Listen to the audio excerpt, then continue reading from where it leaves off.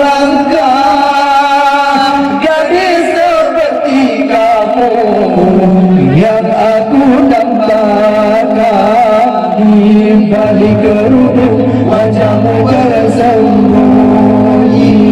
kau cantik alami anugerah ilahi. Tapi bukan karena itu aku cinta padamu, juga bukan karena itu aku sayang padamu.